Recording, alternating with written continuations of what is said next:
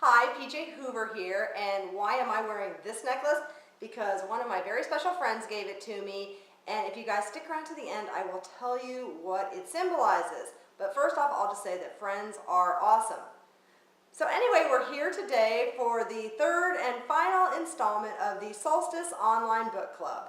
If you've missed the other two, you can check my website, pjhoover.com, for the links.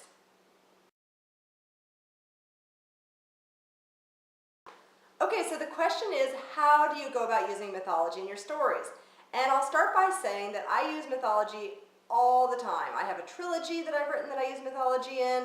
I have Solstice that has a lot of mythology. I have another book coming out, which I'll tell you guys about, that has a lot of mythology. And the thing about mythology is it's a lot of fun and it's a little bit tricky.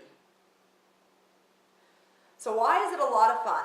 Because these stories from mythology are awesome. I mean, there's people going on epic quests, and there's heroes, and there's monsters, and there's just so many cool things that authors can pull from to use in their stories. So that's what makes mythology awesome and fun to use. Why is mythology a little bit tricky? Because if you actually go and you read some of these myths, the things in them are a little bit freaky and a little bit scary. So first off, there's like gods eating their children, and there's brothers and sister gods getting married, and you kind of, as an author, you have to dance around these different subjects. So how do I handle the brothers and sisters marrying each other in mythology? I kind of tend to push it to the side and ignore it, because if you look at the family tree of the Greek gods, for example, everybody is related to everybody, and everybody's had kids with everybody, and so there would just be like nobody that could marry anybody as a result of that. And so by just kind of pushing it off to the side, it gives me so much more freedom to do what I want with the mythology and the story.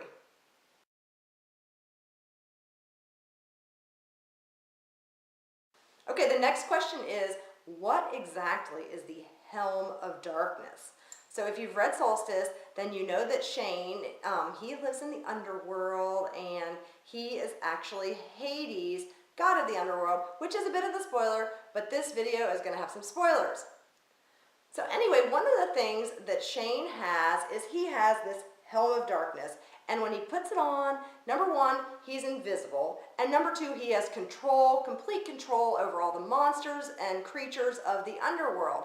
And so I envision it to be like a little golden crown kind of looking thing, not real big, not real decorative or anything like that, but just something that, you know, all the gods want it, because you know what, the Helm of Darkness not only controls creatures of the underworld, but it controls creatures everywhere. So this is a thing that all the gods are going to be seeking after, but Hades or Shane is actually the one who has it.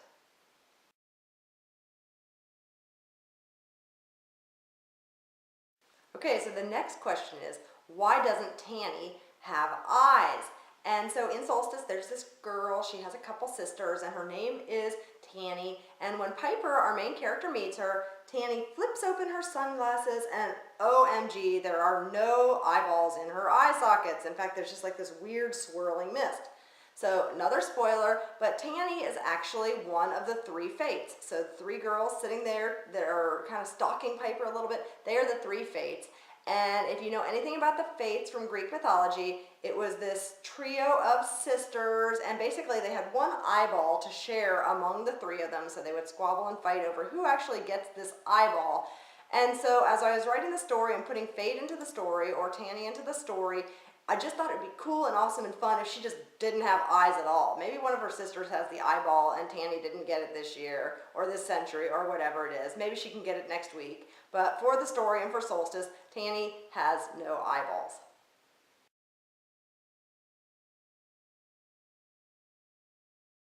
All right, the next question is, who is on the Council of the Gods?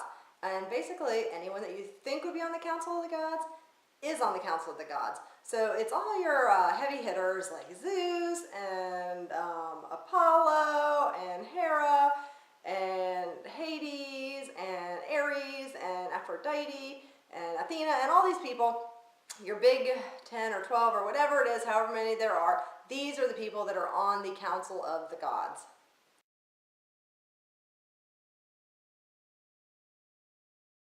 Okay, next question is, how does Piper go to the underworld by herself? And really, totally spoiler, but at this point in the story, when Piper actually manages to go to the underworld all by herself, we're all kind of getting a pretty good idea of who Piper really is. And so Piper, she's Persephone, and we find this out after she goes to the underworld, but really, as Persephone, she has this power over the underworld. She is equal to Hades in the underworld, and these powers are within her grasp. And so she has powers to judge the souls, she has power to travel to and from the underworld, and really any of the lands in the underworld, Piper has these abilities. So that is how she's actually able to go to the underworld by herself.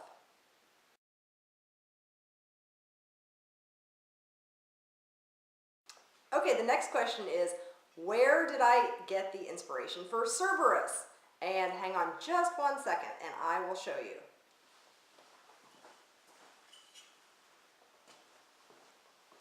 Okay, this is Sissy. She is my little dog. She sits by my computer all day long when I write, and this is my inspiration for Cerberus.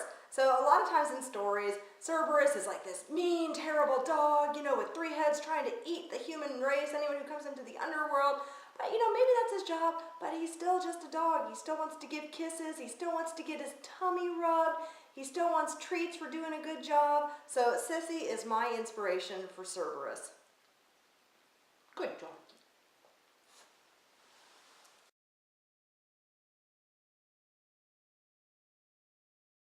Okay, next question. Again, totally a spoiler. But was it supposed to be a surprise that Piper is actually Persephone reincarnated? And here's the thing about mythology. Some people can totally geek out on mythology all day long, and they know everything about any of the gods at any given time. Some people have had an introduction to mythology and they've never really taken that interest in doing extra research on their own. And then there's a lot of people who really just have a very basic knowledge of mythology and not much more than that. And so when you're writing a mythology story, you are never going to please all 3 of these people. So some of the people are going to be completely surprised when they find out that Piper is a reincarnation of Persephone. Some people are going to know from page 2 that Piper is a reincarnation of Persephone. And some people might kind of have some idea, and then when it comes together, they're like, okay, now that totally makes sense. And so, yes, it's supposed to be a surprise for some people, but not for everyone.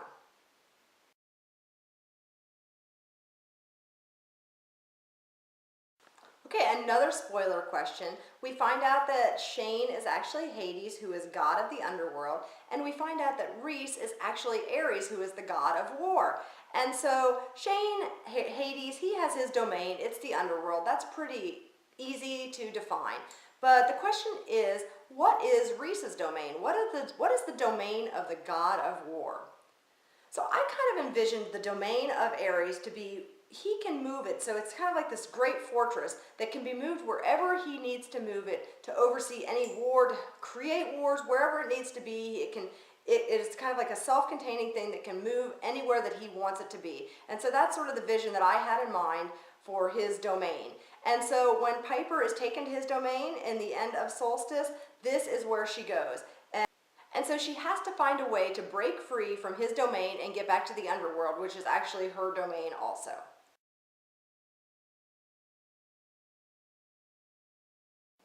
Okay, so I promised you guys if you were still watching to the end, I would tell you what my necklace is about. And this is a heart, and it's actually something called a scarab heart, which is from a book that I have coming out in 2014. It's called Tut, My Life as an Immortal 8th Grader, and it is about King Tut, who is immortal. He's 14 years old. He lives in Washington, D.C. with his one-eyed cat, Horace, and all of a sudden his crazy uncle from 3,000 years shows up, and he is out for revenge.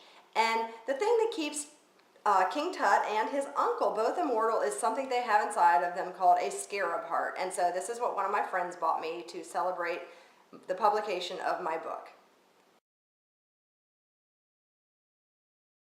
Solstice Online Book Club. Thank you so much for watching, thank you so much for reading, and thank you to the Biddeford Book Ninjas for helping me come up with the questions that made the book club possible.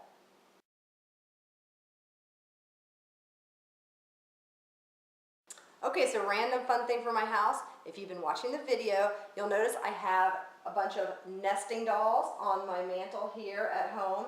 And my mom, every time she goes to a thrift store or an estate sale or an antique store and she sees a nesting doll set, she buys it for me and sends it to me here in Texas. Why? Because I think they're really cool.